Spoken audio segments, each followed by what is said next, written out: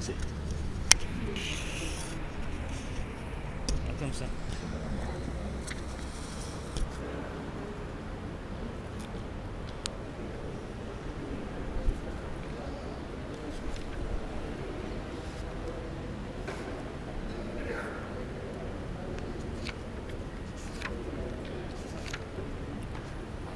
Assalamualaikum warahmatullahi wabarakatuh. Alhamdulillahi rabbil alamin. Wassalatu wassalamu ala sayyidina wa nabiyyina wa habibina Muhammadin wa ala alihi wa sahbihi ajma'in. Rabbi shrah li sadri wa yassir li amri wahlul 'uqdatam min lisani yafqahu qawli. اللهم افتح علينا فتوح العارفين وارزقنا فهم النبيين وإلهام الملائكة المقربين يا حي يا قيوم يا رب موسى وهارون ونوح وإبراهيم ومحمد صلى الله عليه وسلم أكرمنا بجودة الحفظ والفهم وارزقنا الحكمة وثبات الذهن والعقل والحلم والعلم والنجاح في الدنيا والآخرة بحق سيدنا محمد صلى الله عليه وسلم يا رب العالمين. أما بعد. Alhamdulillah, bersyukur kita kehadrat Allah Subhanahu wa taala kerana dapat kita sama-sama pada pagi ini berada di dalam majlis ilmu mempelajari kitab Al-Hikamul Ata'iyah. Pada pagi ini kita meneruskan lagi kata-kata hikmah yang ke-55. Qala al-musannif rahimahullahu ta'ala wa nafa'ana Allahu bi'ulumihi fid darain amin. Ma qalla 'amalun baraza min qalbin zahidin wala kasra 'amalun baraza min qalbin raghibin wala kasra amalun baraza min qalbin raghibin. Maksudnya ataupun tajuk kita pada pagi ini, zuhud membanyakkan amal manakala gemar kepada dunia mengurangkan amalan. Az-zuhdu yuksirul amala war-raghbatu fid dunya tuqilluluhu. Zuhud membanyakkan amal manakala gemar kepada dunia mengurangkan amalan. Ini tajuk kata-kata hikmah yang ke-55 yang disebut oleh Al-Arifu Billah Syekh Ibn Atha'illah Sakandari.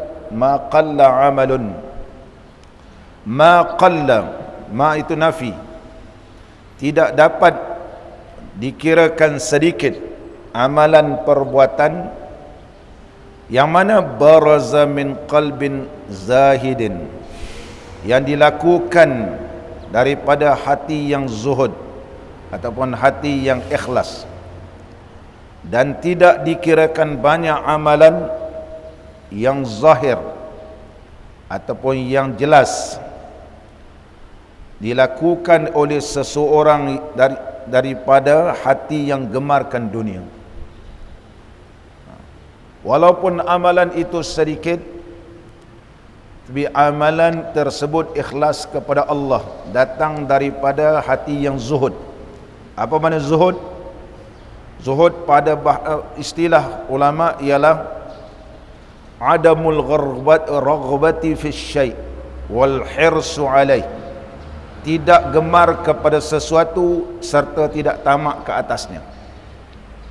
Wa zuhud ialah walaupun ia memiliki sesuatu tetapi ianya tidak cenderung kepada benda tersebut, tidak tamak.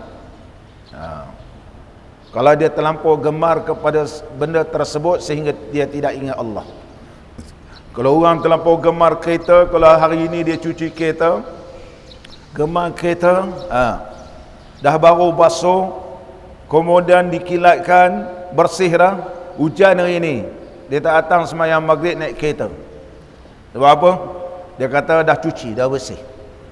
Dia pun balut. Ini gemar kepada dunia nama dia. Gemar pada dunia, sanggup tinggalkan sembahyang berjamaah, sanggup tamu sembahyang mengaji ilmu. Kenapa? Gemar dunia. Ini tak zuhud. Ini tidak zuhud. Kenapa? Karena gemarkan kepada dunia dan cenderung, dan juga wal hirsu, tamak ke atasnya. Maka apabila ada hati sedemikian rupa, hilanglah mahabbahnya, hilanglah kasih sayangnya kepada Allah. Mereka yang gemarkan tidur pada pagi ini, dia tidak akan datang mengaji.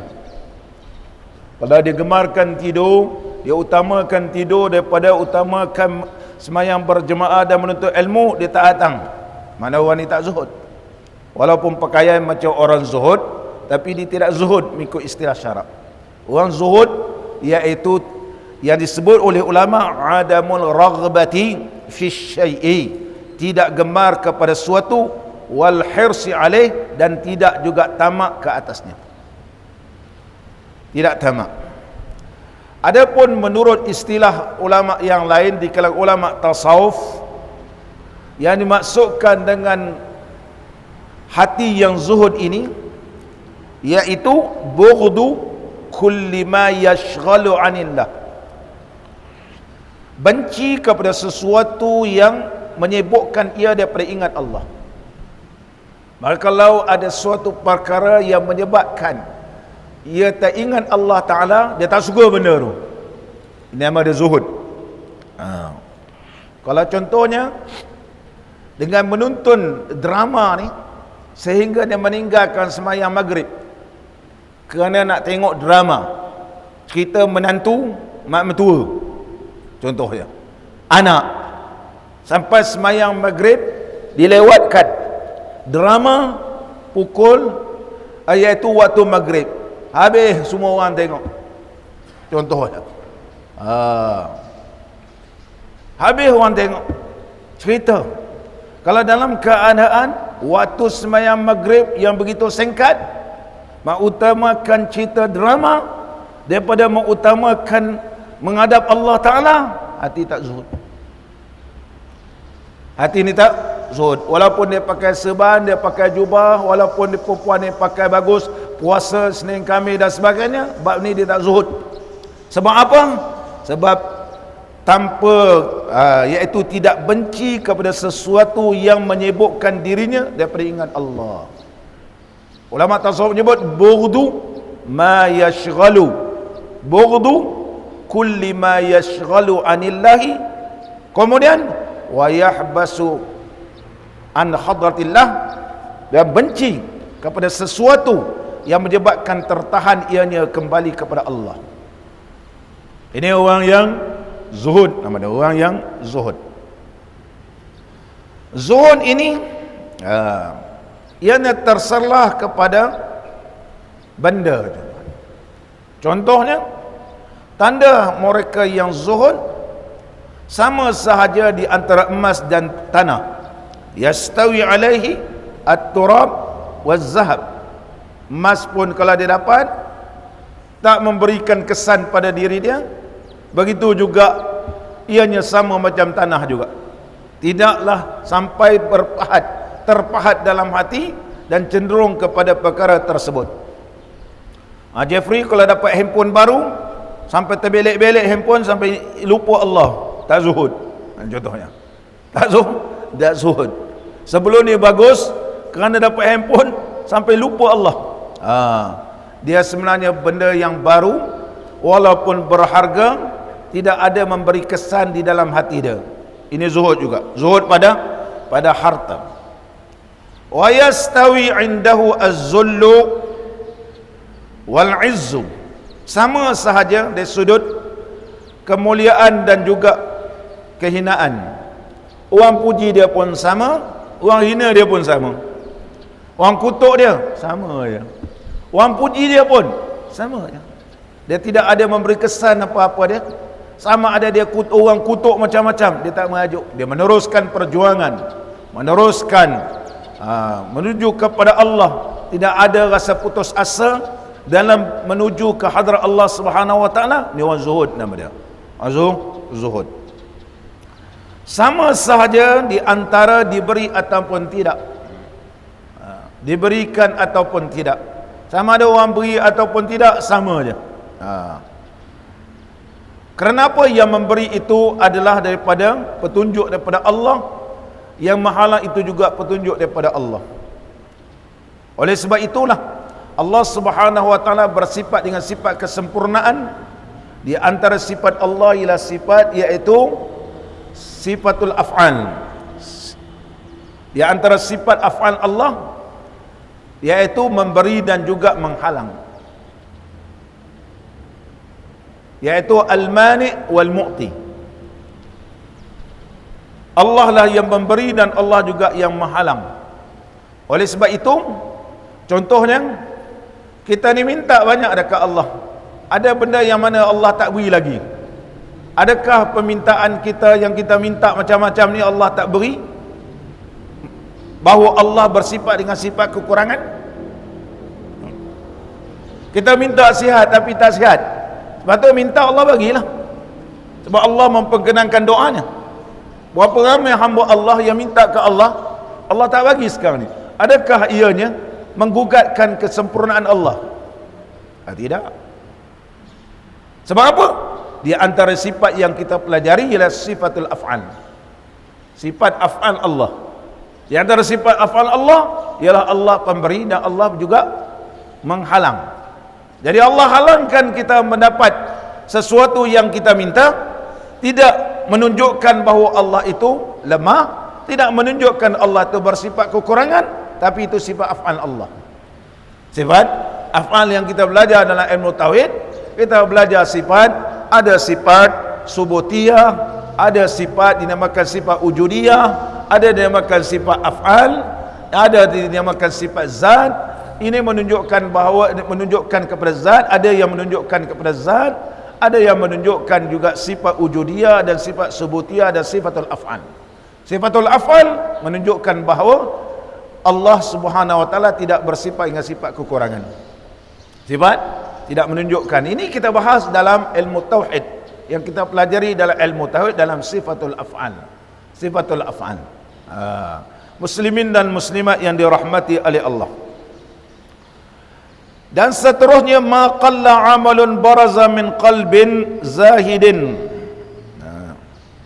Dari sudut sama sahaja, sama ada dipuji, sama ada dihina, sama ada diangkatkan kedudukan ataupun dilucutkan jawatan, sama je dia. Iaitu yastawi alaihi al-rif'atu was-suqud. Sama ada yang diangkatkan kedudukannya. Ada orang diangkat kedudukan, rajin dia ibadat. Bila dilucutkan jawatan, tidak dilantik, dia malah nak ibadat. Ketika mana dilantik, rajin datang ke surau dan ke masjid. Bila tak dilantik, tak nampak muka. Tak zuhud. Sebab apa? Kita baca qulillahumma malikal mulki tu'til mulka man tasha' wa tanzi'ul mulki. Allah juga yang memberikan sesuatu kepada seseorang, wa tanzi'ul, dan juga Allah yang menyebutkan semula. Wa tu'izzu man tasha' wa tuzillu man tasha'. Allah boleh muliakan seseorang dan Allah juga boleh merendahkan seseorang. Bahawa sesungguhnya ini adalah sifatul af'al, yang menunjukkan bahawa kita ini sifat lemah, bahawa sesungguhnya kita ini adalah hamba Allah, semuanya berhajat kepada Allah Ta'ala. Sama. Bila ada sifat siniako, ini zuhud. Ini zuhud. Walaupun sedikit amalannya, tapi datang daripada hati yang zuhud, hati yang ikhlas kepada Allah, maka Allah Subhanahu wa taala berikan pahala begitu banyak kepada dia. Dan seterusnya, zuhud ini disebut oleh ulama berkaitan tentang maqamat wal karamat. Yang pertama berkaitan tentang harta, yang kedua berkaitan tentang kedudukan, yang ketiga berkaitan tentang maqamat, yaitu kedudukan. Kedudukan ar-raja wal khauf sama, yaitu kedudukan yang mengharapkan keampunan daripada Allah, mengharapkan rahmat daripada Allah, mengharapkan keredaan daripada Allah. Sama di sudut mengharapkan ini dengan rasa takutnya kepada Allah, takutkan azab Allah, takutkan sisaan daripada Allah, takutnya kemurkaan Allah. Sama di sudut maqamat. Ada orang berdoa untuk dapat sesuatu berjam-jam, tetapi di sudut rasa takut kepada Allah, beribadat begitu banyak, dia tak lama. Berdoa boleh lama panjang-panjang, tapi kalau buat ibadat, tanda dia takut pada Allah tu sedikit sangat, maka dia tidak sama, dia seimbang, tidak zuhud dari sudut maqamat nama dia. Oleh sebab itu para alim ulama ada yang semayang beratus-ratus rakaat, itu cara mereka rasa takut pada Allah. Ada setengah ulama dia semayang, dia rasa nak sujud pada Allah begitu banyak. Oleh sebab itu dia semayang banyak rakaat. Semayang sunat mutlak boleh berapa ratus rakaat pun. Di antara ada ulama yang semayang, dia banyak semayang ni, dia baca bukan surah panjang-panjang. Bismillahirrahmanirrahim. Inna a'tainakal kautsar. Allahu akbar. Surah baca Fatihah, kemudian baca surah Inna a'tainakal kautsar. Allahu akbar. Rakaat kedua, fasalli li rabbika wanhar. Contohnya. Kemudian rakaat ketiga, harus tak harus? Sebab dia nak meneruskan semayang. Sebab dia dah tua-tua, nak baca surah panjang-panjang, takut tak sempat. Jadi oleh sebab itu dia nak sujud banyak. Nak sujud banyak. Saya di Mesir dulu, ada imam besar Masjid Sayyidina Ahmad Badawi rahimahullahu ta'ala, kalau semayang tarawih dia baca ayat satu-satu, sebab semayang sana 20 rakaat. Hal ata 'alal insani hinum minad dahri lam yakun syai'an madhkura. Allahu akbar. Sebab belakang ni ramai pakcik-pakcik yang muda-muda ni nak semayang 8 rakaat. Yang pakcik-pakcik ni dia tidak boleh, sebab sekian lama daripada dahulu semayang 20 rakaat, tiba-tiba sekarang ni nak tukar 8, macam tak sempurna semayang tarawih. Kalau balik rumah tak boleh sambung punya. Saya berani potong telinga. Mana-mana ustaz yang kata kita semayang 8 rakaat balik ke sambung, ustaz diri pun tak balik tak sambung, kan? Berani potong telinga. Siapa yang balik sambung? Kalau ada pun di antara 100 orang, 2 orang dia balik sambung. Yang lain kena makan roti canai, makan bihun, makan macam-macam lepas sembahyang tarawih, balik mengantuk tidur. Jadi di sana sembahyang ada baca 2 ayat, ada baca 3 ayat. Yang penting dia nak dapat juga nak sujud lama, sujud banyak. Kalau 8 rakaat sujud tak banyak. Kalau 20 rakaat banyak lagi sujud. Di antara tempat yang dipandang oleh Allah, Allah hampir sudut rahmat dan keampunannya waktu sujud. Kalau 8 rakaat sujud tak banyak. Oleh sebab itu di antara ulama dia nak banyak sujud kepada Allah, nak menunjukkan keikhlasan dan perhambaannya kepada Allah Subhanahu wa taala. Dan ulama oleh sebab itu kalau kita baca kitab-kitab, macam mana Tok Syekh ni boleh semayang sampai 200 rakaat? Ya, semayang 200 rakaat dia baca surah pendek-pendek. Kalau dia baca suratul insan, hal ata 'alal insani hinum minad dahri lam yakun syai'an madhkura. Allahu akbar. Masuk rakaat kedua, inna khalaqnal insana fi rakaat kedua. Kemudian sampailah habis. Kalau suratul Mulk ada 30. Rakaat pertama satu ayat, harus tak? Ya harus. Karena dia berterusan, dia bukan menghentikan semayang, dia meneruskan semayang untuk habis satu surah, untuk habis satu surah. Dia habis baca satu surah Yasin. Ayat pertama dia baca rakaat kedua 2 ayat, rakaat ketiga dia baca 2 ayat, rakaat ketiga keempat menerus sehingga habislah surah Yasin. Begitu juga suratul Mulk, kalau dia baca 30 ayat, baca 2 habis 30. Mana dia banyak rakaat dan banyak sujud. Ini dia amalkan oleh para alim ulama. Kalau tidak, macam mana nak semayang sampai 300 rakaat? Macam mana nak semayang sampai 200 rakaat? Kalau dia baca Qul ya ayyuhal kafirun pun panjang-panjang, rasanya nak sampai 20 rakaat ataupun 30 rakaat lama tu. Tapi kalau dia baca 2 ayat, insya-Allah boleh sampai 20 rakaat, boleh sampai 30 rakaat dan sebagainya. Ini mengikut kaedah yang dilakukan oleh para alim ulama. Para alim ulama yang nak banyak rakaat, dan dia menjaga peraturan sembahyang, ada cukup rukunnya dan cukup sunatnya dan cukup sempurna, tetapi dia nak menghabiskan sembahyang dalam keadaan iaitu satu surah. Mana-mana di antara kita hafal surah Yasin, maka nak banyakkan nak habis satu surah Yasin rakaat pertama, rakaat kedua barangkali payah. Ada orang lututnya kuat lagi, ada orang ianya boleh lama, ada orang tak boleh lama. Ya, buat ciptakan kaedah, barangkali rakaat pertama 3 ayat, rakaat kedua 3 ayat, rakaat keempat 3 ayat, rakaat kelima 3 ayat, lama habis surah Yasin. Kalau sembahyang qiyamul lail contohnya. Ini cara yang mana ulama nak samakan dari sudut qalbin khashi'in wa qalbin zahidin, dari sudut rasa harapnya kepada Allah dengan rasa takutnya kepada Allah sama. Wal karamat wal khususat, iaitu sama saja di sudut ianya lemah dan sudut ianya dalam keadaan bertenaga, ibadatnya mengharapkan kepada Allah, rasa takut kepada Allah, ianya sama. Ini nama dia qalbun zahid. Kalau lebih daripada itu, apabila gemarkan sesuatu, apabila gemarnya sesuatu, maka ianya tidak akan kekal. Apabila seseorang gemarkan kepada dunia, ibadatul raghibi maitatun faniyatun, ibadat orang yang gemarkan kedudukan, dia akan mati. Hilang kedudukan, habis. Ibadat orang yang mengharapkan sesuatu, bila Allah beri, habis. Apa dia semayang banyak? Semayang sunat kerana dia nak minta kepada Allah. Dah banyak semayang, dah banyak bersedekah, banyak segala-galanya. Apabila yang diminta itu terhasil, habis, mati terus. Bila dia buat balik, barangkali akan datang bila berlaku pula sesuatu, rajin balik semayang sunat banyak-banyak, rajin bersedekah, rajin macam-macam dia buat. Bila terhasil, habis.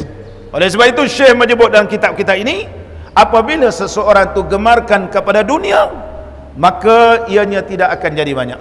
Wala kasra amalun, maka tidak akan jadi banyak amalan dia.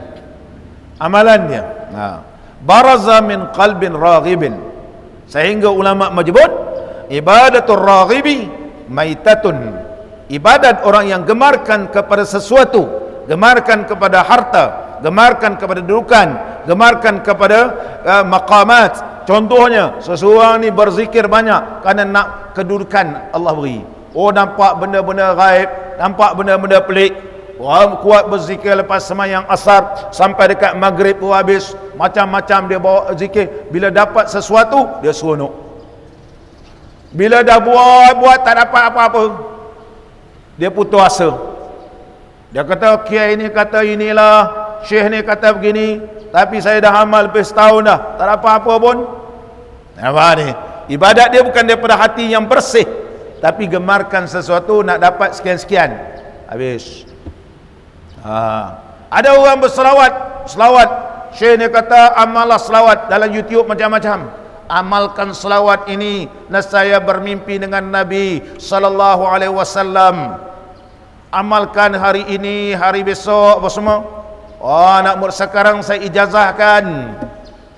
Sekarang saya ijazahkan. Sekarang pakai orang ijazah aja. Ijazah saja.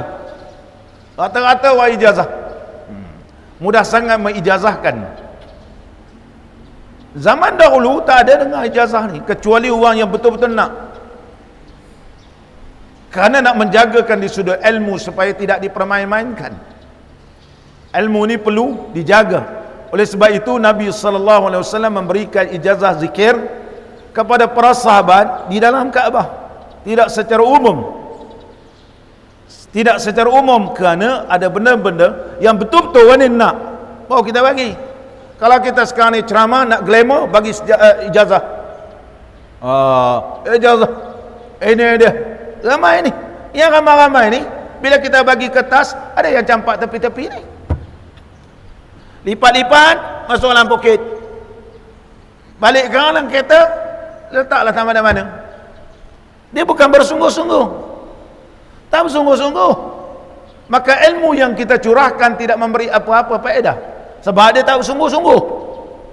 Oleh sebab itu dari sudut ijazah ni, orang bersungguh-sungguh kita memberikan ijazah pengajian. Orang belajar sungguh-sungguh dapatlah ijazah. Kalau dia datang celup-celup periksa pun tak masuk, apa semua tak masuk, nak dapat ijazah? Tak dapat ijazah. Sijil penghargaan pun tak dapat. Itu perlu jaga. Bukan dalam zaman sekarang ni ijazah. Bila hamba Allah ni amal, tak mimpi-mimpi juga. Nama dia putus asa. Dia amal selawat sampai berpuluh-puluh ribu, tapi tak terhasil. Sekarang ni malah dah. Sebab apa ni? Sebab ibadatul raghibi. Ibadat dia lah nak gemarkan dapat mimpi.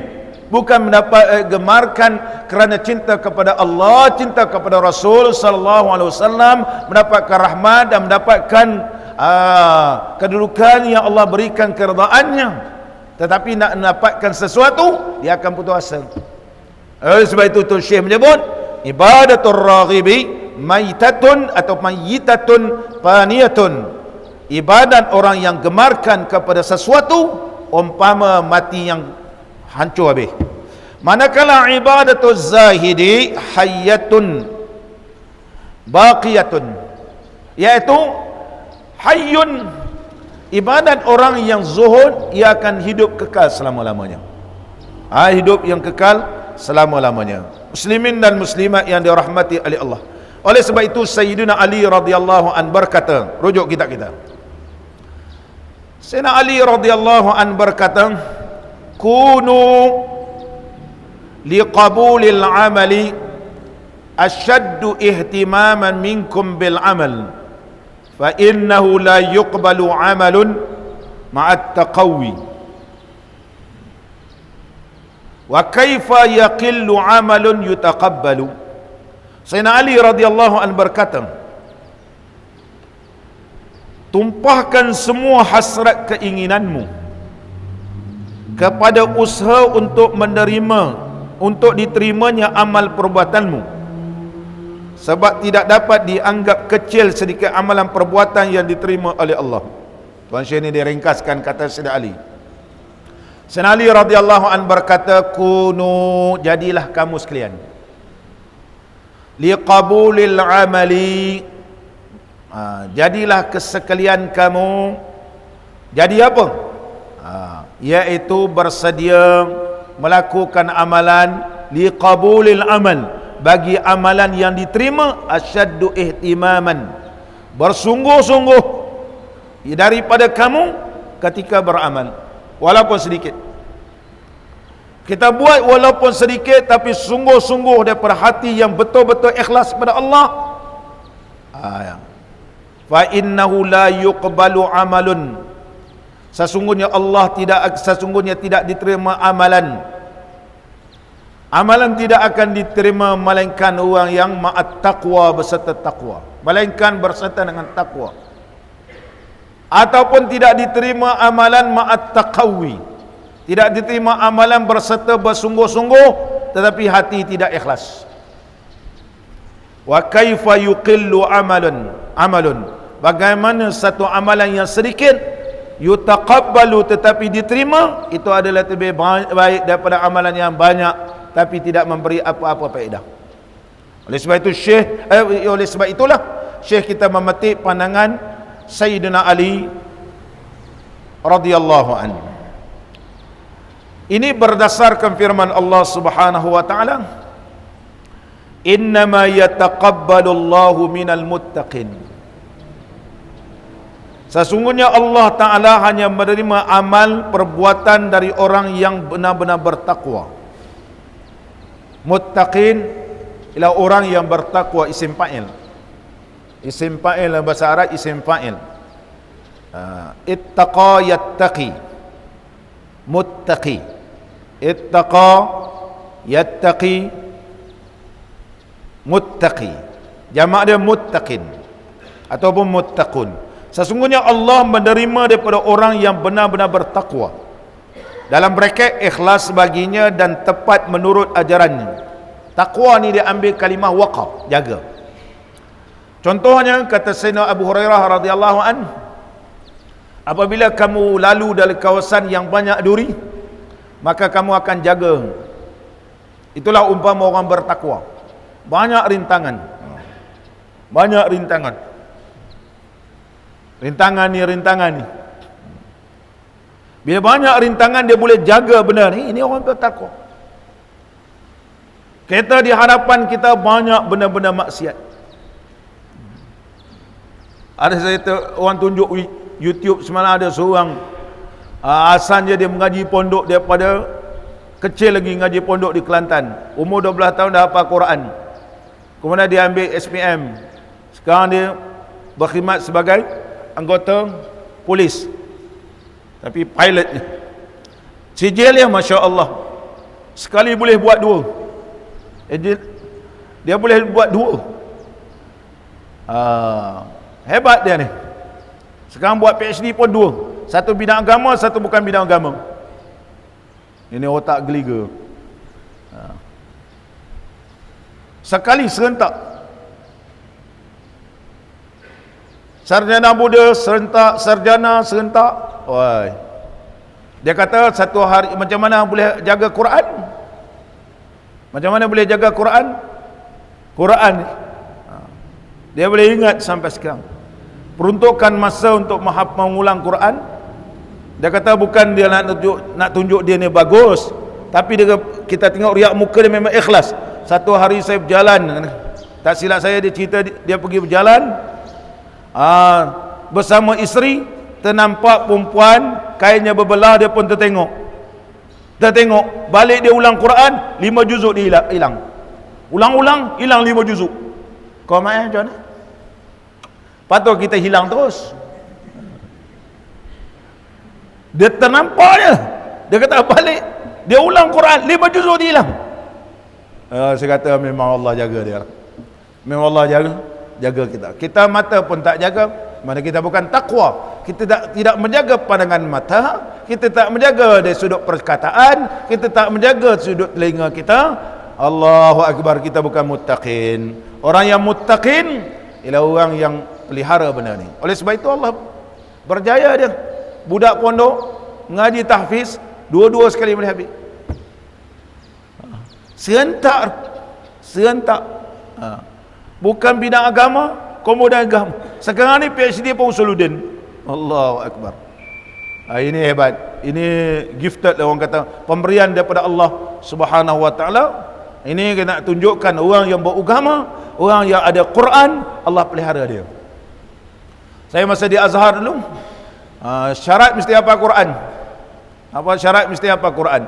Tahun pertama 7 juzuk setengah, tahun kedua dah 15, tahun keempat 30. Mula-mula syarat masuk Azhar zaman saya dulu. Tapi dekat-dekat saya nak habis diubahkan qarar dia. Selebas ni ditukar.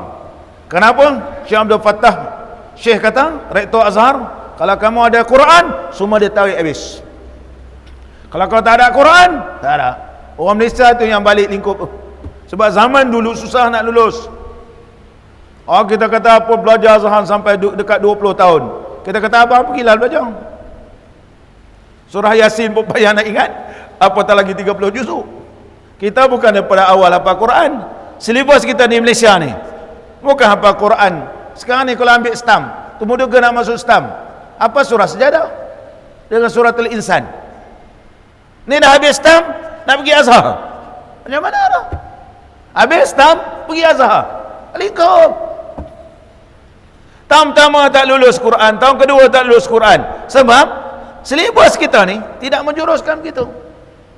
Azhar ni daripada awal, daripada sekolah rendah dan menengah, memang habis menengah dah habis dah Quran.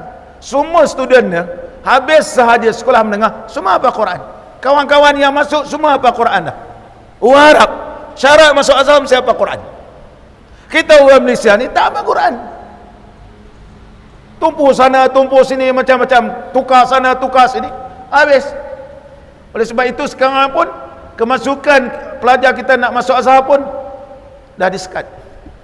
Kerana dari sudut kemampuannya, itu kena ambil perhatian. Berbeza sistem dulu. Muslimin dan muslimat yang dirahmati oleh Allah. Ini saya kata memang Allah beri kepada dia. Sama balik qala al-musannif rahimahullah taala. Abdullah bin Mas'ud radhiyallahu an. Sebelum kita sampai kata-kata Abdullah bin Mas'ud radhiyallahu an, Allah Subhanahu wa taala berfirman dalam Al-Qur'anul Karim, "Ya ayyuhalladzina amanu zkurullaha dzikran katsira." Wahai orang yang beriman, uzkurullah, banyakkan sebut Allah, Allah, Allah. Ini orang yang kata zikir tak boleh sebut Allah ni, kita tanya ayat Quran ni sebut apa? Kita kata doktor, profesor. Ini firman Allah Taala, ya ayyuhalladzina amanu uzkurullah. Atau kalau kita sambung, ya ayyuhalladzina amanu uzkurullaha dzikran katsira. Wahai orang yang beriman, uzkurullah, sebutlah akan Allah.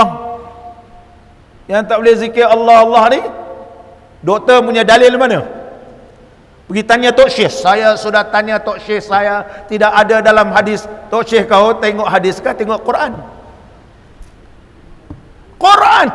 Uzkurullah, qul ud'ullaha aw ud'ur rahman. Ayat surah Isra. Qul ud'ullaha, sebutlah, serulah Allah, aw ud'ur rahman, ataupun boleh sebut nama-nama Allah. Ayyamma tad'u falahul asmaul husna. Qul ud'ullaha aw ud'ur rahman ayyamma tad'u falahul asmaul husna wa la tajhar bis salatika wa la tukhafit biha wabtaghi baina dhalika sabila wa qul alhamdulillahi alladhi lam yattakhidh waladan wa lam yakul lahu syarikun fil mulki wa lam yakul lahu waliyyun minadh dhulli wa kabbirhu takbira. Ayat surah Isra. Macam mana pula ayat Quran menyebut Allah, Allah, tak boleh zikir Allah. Allahu akbar. Ada PhD tak tahu, tapi tak tahu Quran. Quran ni, uzkurullah, sebutlah nama Allah, Allah, Allah, dapat pahala? Ya dapat, sebab Allah yang berfirman, zikran katsira, zikir yang banyak. Kalimah zikran katsira, katsir, apa maksud katsir? Karena kita bila banyak berzikir, banyak jam, banyak, itu menunjukkan ikhlas.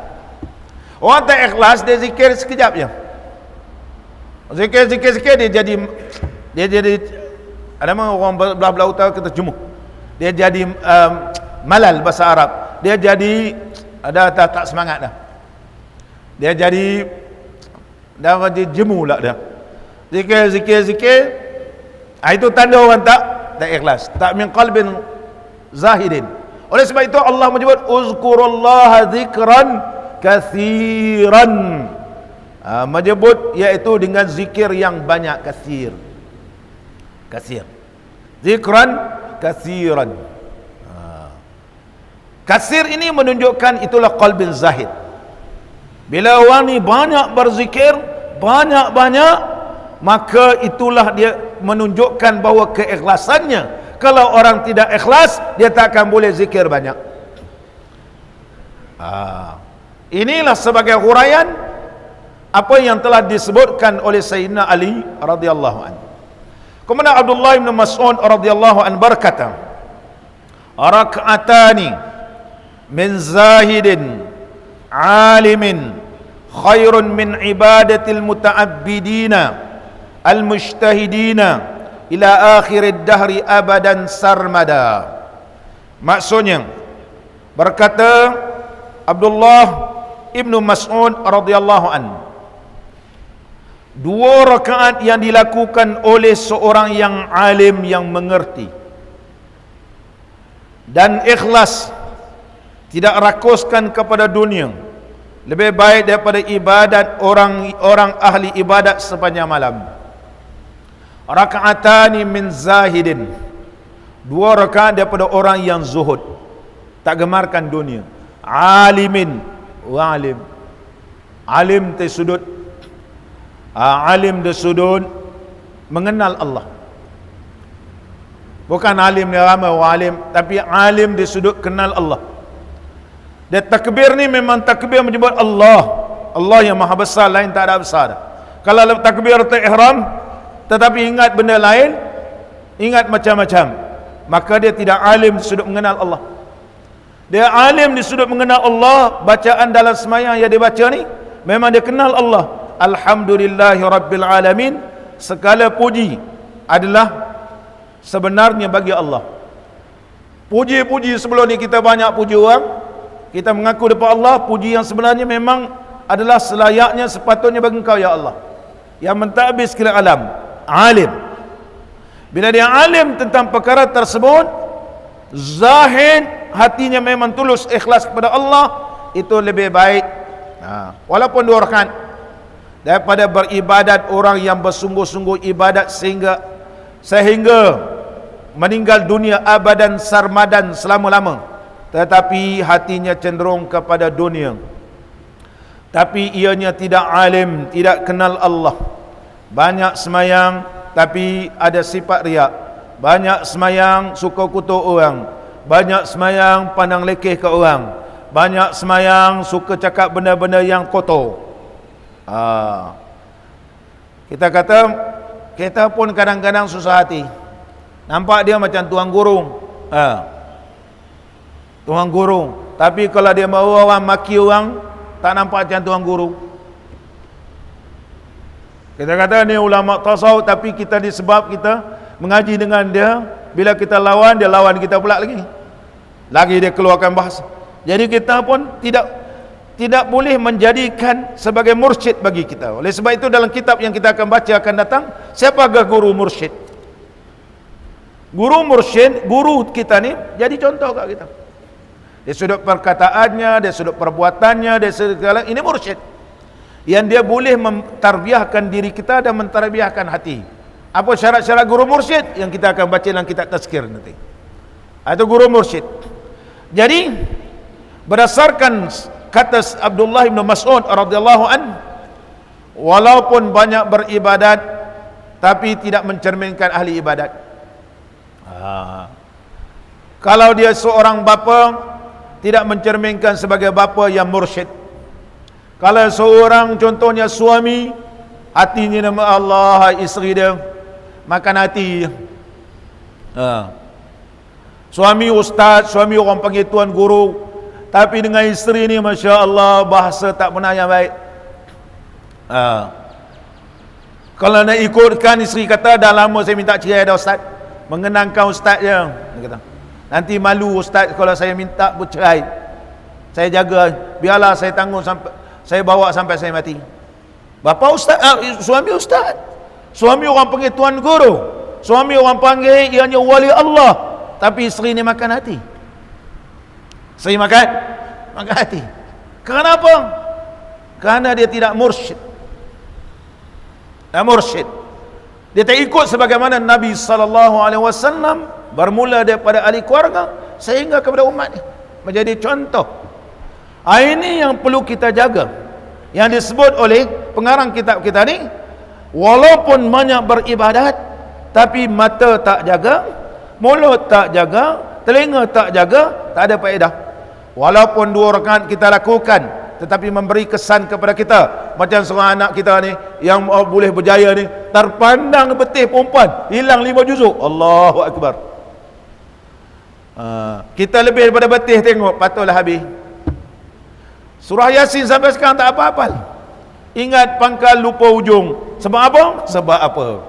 Sebab banyak maksiat. Mungkin maksiat mulut, mungkin maksiat mata, mungkin maksiat telinga. Seterusnya kita tengok. Abu Sulaiman Ad-Darani rahimahullah ta'ala. Abu Sulaiman Ad-Darani rahimahullah ta'ala, Al-Imam Nawawi suka mengambil pandangan beliau, menyebut dalam kitab Bustadul Arifin. Abu Sulaiman Ad-Darani berkata kepada Ma'ruf Al-Karhi. Ma'ruf Al-Karhi, seorang ulama yang alim, yang disebut dalam kitab Syarah Bidayah, Bidayatul Hidayah, yang ustaz ngajar malam ni. Kita Imam Ghazali, kemudian disyarahkan oleh Syekh Nawawi Bantani, nama dia Maraqi Al-Ubudiyah Syarhu Bidayatil Hidayah. Dalam bab muqaddimah menuntut ilmu, Ma'ruf Al-Karhi rahimahullah ta'ala bermimpi bertemu dengan Imam Abu Yusuf. Dalam muqaddimah kitab Bidayah ni, yang disyarahkan oleh Syekh Nawawi Bantani, Ma'ruf Al-Qarhi bermimpi dengan Abu Yusuf. Abu Yusuf ni adalah anak murid Imam Abu Hanifah. Dia kata, Ma'ruf, tolonglah aku. Dalam mimpi ni. Kenapa Syekh Abu Yusuf? Dia kata, jenazah aku tak ada orang nak uruskan. Jenazah aku tak ada orang nak uruskan. Hai, entah ulama besar, ramai anak murid, kenapa pula tak ada orang nak uruskan? Dia orang silap faham. Dia tuduh aku ulama kerajaan. Sebab kerajaan telah membuat satu undang-undang, iaitu mengutip cukai. Mengutip cukai. Kebetulan Syekh Abu Yusuf pula keluar buku, iaitu cukai dalam Islam. Cukai dalam Islam. Bertapatan. Contohnya kerajaan sekarang ni memperkenalkan itu, mewajibkan setiap rakyat kena bayar cukai. Abu Yusuf mengarang kitab cukai. Di antara kitabnya Al-Kharaj. Tapi rakyat tak baca. Kerana Ma'ruf Al-Qarhi ni wali Allah, orang sanjung dia, karamah dia. Perkataan dia ni didengar oleh orang. Orang pandang muka dia pun, orang boleh, maknanya boleh berubah keadaan. Begitu. Jadi Ma'ruf Al-Qarhi berkata, kalian semua sebenarnya silap faham. Imam Abu Yusuf mengarang kitab cukai ini ialah nak beritahu kepada kerajaan, cukai yang boleh ini dia, cukai yang tak boleh ini dia. Kalau ambil cukai secara zalim, haram. Kalian semua baca tak kitab dia? Dia kata tak baca. Kalian dengar siapa? Ni Tuan Syekh ni kata, ni dengki dengan Imam Abu Yusuf. Maka setelah diterangkan oleh Ma'ruf Al-Qarhi rahimahullah ta'ala, orang lain yang anak murid sebelum ni memang rapat dengan Imam Abu Yusuf, rasa bersalah, dan mereka telah sama-sama menguruskan jenazah dan telah dihadiri oleh ramainya orang. Ini kisah Ma'ruf Al-Qarhi disebut dalam kitab Muqaddimah kitab Bidayatul Hidayah yang disyarahkan oleh Syekh Nawawi Bantani, namanya Maraqi Al-Ubudiyah. Oleh sebab itu, kita perlu hormat pada orang alim. Jangan terus sangka buruk kepada mereka, barangkali karangan mereka ini ada manfaat di sebaliknya. Ini dalam bab menuntut ilmu. Sama balik kita. Jadi Syekh mengambil Abu Sulaiman Ad-Darani bertanya kepada wali Allah yang bernama Ma'ruf Al-Qarhi radhiyallahu an, mengapakah orang-orang itu kuat taat sampai sedemikian rupa banyaknya? Ini soalan dia. Jawabnya, kerana mereka telah membersihkan hati mereka daripada cinta kepada dunia. Andai kata masih ada sedikit cinta dunia, tidak akan diterima dari mereka amal perbuatan itu. Jadi Syekh Abu Sulaiman Darani tanya kepada Ma'ruf Al-Qarhi tentang orang yang kuat ibadat kepada Allah ni, bi ayyi syai'in qadaru ala ta'ah. Macam mana boleh mereka ni kuat ibadat? Puasa, malam lagi beribadat, siang lagi kerja, waktu kerja pun tak pernah kita nampak mengantuk, waktu kerja tak pernah kita nampak dia rehat-rehat, siang kerja, malam ibadat. Woi, makan ubat apa dia? Sebab apa boleh jadi begitu? Faqala bi ikhrajid dunya min qulubihim. Kerana mereka ni mengeluarkan dunia dalam hati mereka. Walau kana syai'un minha fi qulubihim, kalau ada dunia dalam hati, masahhat lahum sajadatun, tidak akan apa-apa menjadi manfaat, tidak akan memberi manfaat walaupun satu sujud kepada Allah. Oleh sebab itu, kenapa mereka ni kuat ibadat? Kerana ikhlasnya kepada Allah. Sebab apa kita ni tak kuat ibadat? Sebab kita belum sampai qalbun zahid. Kalau kita sampai kepada tahap qalbun zahid, hati betul-betul ikhlas, tidak terpandang kepada letih, tidak terpandang kepada jemu, tidak terpandang kepada dipuji, apa semua ni hanya terpandang dapat redha Allah dan rahmat Allah. Ni yang disebut oleh Tuan Syekh kita. InsyaAllah kita sambung akan datang. Mudah-mudahan pertemuan kita diberkati dan diradai oleh Allah Subhanahu wa ta'ala. Bismillahirrahmanirrahim. Alhamdulillahi rabbil alamin. Wassalatu wassalamu ala sayyidina wa nabiyyina Muhammadin wa ala alihi wa sahbihi ajma'in. Allahumma ja'al jam'ana hadha jam'an marhuma وتفرقنا من بعده تفرقا معصوما ولا تجعل فينا ولا معنا ولا من يتبعنا شقيا ولا محروما ولا مطرودا ربنا آتنا في الدنيا حسنة وفي الآخرة حسنة وقنا عذاب النار وصلى الله على سيدنا محمد وعلى آله وصحبه وبارك وسلم والحمد لله رب العالمين تقبل الله منكم.